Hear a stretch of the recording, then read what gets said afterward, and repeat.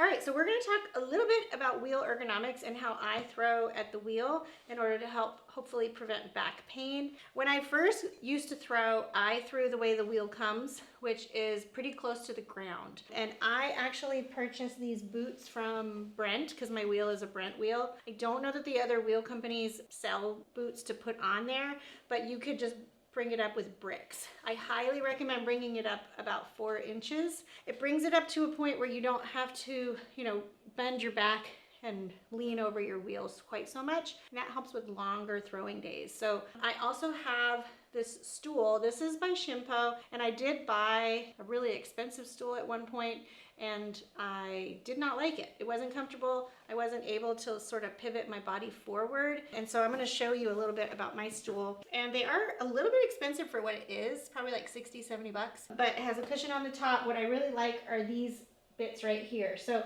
you can see my front is on the lowest setting and my back ones are on the 3rd hole. For me, that's perfect because I have a little bit of experience centering.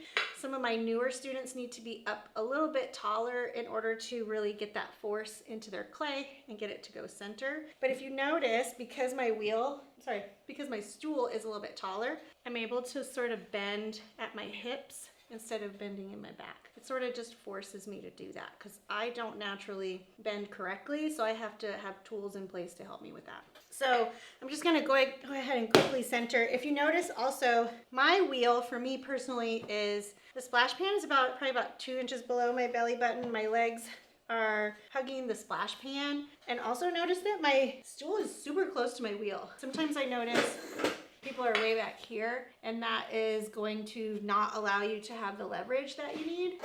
I'm gonna bring that back in and give it a little center. So I've got my arm on the splash pan anchored. I also have my arm tucked into my body, and that is going to give me a lot of strength when I'm trying to go ahead and center. And then you'll notice that my knee is high enough so that when I'm pulling walls, I can get my elbow on my leg, and I sort of have that lever motion in order to stay anchored while I'm pulling.